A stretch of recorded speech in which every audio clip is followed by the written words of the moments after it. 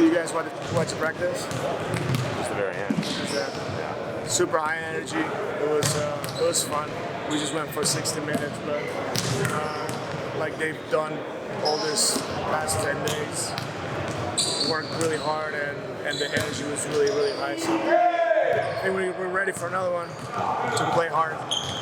Do you see Nimi being able to go full go with that? He's available. Yeah. So that's great. Yeah, it's good to, he felt great. He worked all the way through, just making sure that he was fine. So he is, and we're excited. Do you anticipate having pretty much any time going forward with, you got 2 more games, who knows what happens after that? Will you be resting guys, or do you want to make sure your guys are participating kind of all the way through? That's a good question. Probably a question for the coach and Monty. So far right now, we're going into the next game, playing with everybody and trying to get better. And then once we decide that it's enough, then the next guys available are going to do the same thing, play really hard and compete and go as far as we can. Are each one of these practices, knowing just how your schedule is, do you try to mix things up, keep things light? How does maybe a practice differ from maybe a week ago? So today was a non-contact for 60 minutes, and the message was, we watched film, but the message was, even though it's a non-contact, we still got to get better. And sometimes you just need an extra focus when you know that you're not going to go live, and the guys were amazing. Also, gotta give a lot of credit to our coaches like this one here, right? Because he'll try to guard our guys, and the guys are not gonna be able to score on here.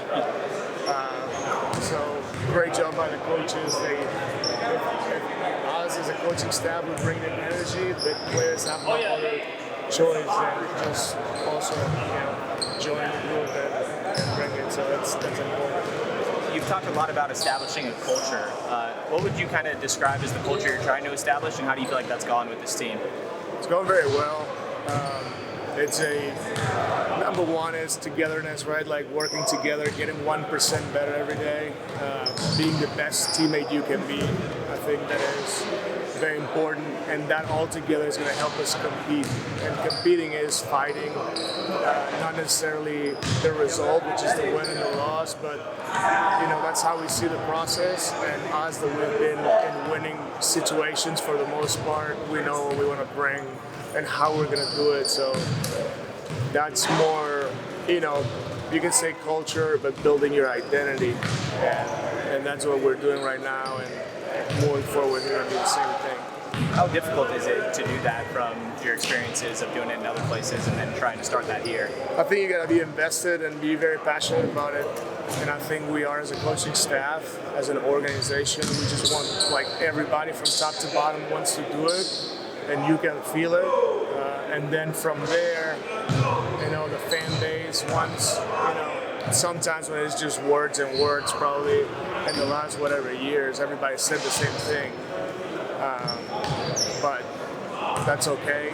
We're just going to show it, and we're going to do it again and again and again. And once everybody can see that, it's going to be even better, because we know that we have the best NBA fans, and playing, especially when you play for everything, playing home games and the playoffs is extremely important, and that place is going to be rocking. And I don't see other arenas better than that. So that's going to be really cool. When you look at what lies ahead for you tomorrow, pretty talented OKC team. Just what do you kind of see with them, and if they're playing Paolo against your guys, if they're playing Chet against your guys? We're going to prepare the same way we've been preparing. The most important thing is us, but these guys learning personnel, who they're playing against, maybe a little bit of a set so we get years of an NBA walkthrough and learning the actions. So if they play, I hope they play, because this way you have better competition and a bigger challenge. So I'd love to see him play. I know he's very talented, same as Giddy. He's an unbelievable young man, point guard, 6'7", big.